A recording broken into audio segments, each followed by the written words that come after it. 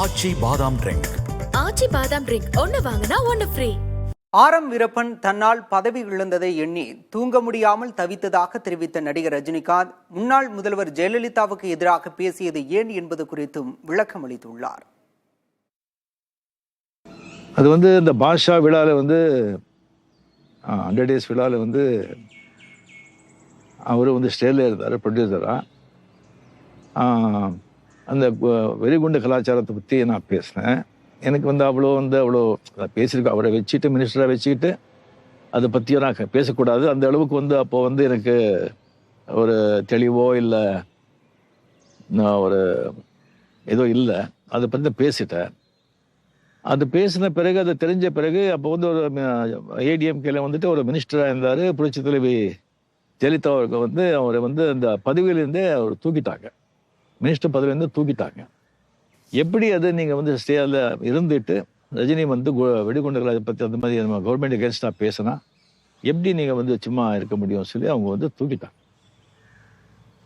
அது தெரிஞ்ச உடனே எனக்கு அப்படியே எனக்கு ஆடி போச்சு. எனக்கு என்னடா இது என்னாலே தான் இப்படி ஆச்சு அப்படின்னு சொல்லிட்டு நைட்டெல்லாம் எனக்கு தூக்கம் வருது. ஃபோன் பண்ண நைட்டு அங்கே யாரும் எடுக்கல. மார்னிங் ஃபோன் எடுக்கும்போது இந்த மாதிரி தான் எக்ஸ்ட்ரீம்லி சாரி சார், இந்த மாதிரி பண்ணி ஆயிடுச்சு, என்னாலே தான் ஆச்சுன்னு சொன்னால் அவர் ஒன்றுமே நடக்காத மாதிரி ஏன் அதை நீங்கள் விடுங்க, நீங்கள் அதை பற்றி ரிசீவ் பண்ணுறீங்க, அதுவும் என்ன அது ஐயா நீங்கள் மனசுலேயே வச்சுக்க வேண்டாம், நீங்கள் விட்டுடுங்க, நீங்கள் சந்தோம் ஹாப்பியாக இருங்க, என்ன ஷூட்டிங்கு அப்படின்னு சாதாரணமாக கேட்குறாங்க. எனக்கு அந்த தெலுங்கு எப்போவுமே அது போகலை. ஏன்னா நான் தான் கடைசியாக பேசினது. நான் கடைசியில் பேசின பிறகு அது எப்படி மைக்கை பிடிச்சி அவர் பேச முடியும்? மதிப்புக்குரிய சிஎம் ஜெயலலிதா அவர்களுக்கு எதிராக நான் ஒரு குரல் கொடுக்கறதுக்கு சில காரணங்கள் இருந்தால் கூட இந்த காரணம் ரொம்ப முக்கியமானது.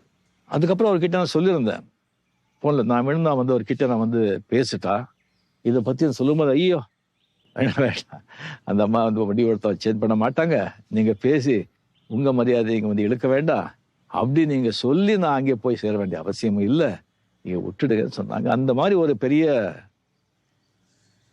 மனிதருங்க. ஆச்சி பாதாம் ட்ரிங்க். ஆச்சி பாதாம் ட்ரிங்க் ஒன்னு வாங்கினா ஒன்னு ஃப்ரீ.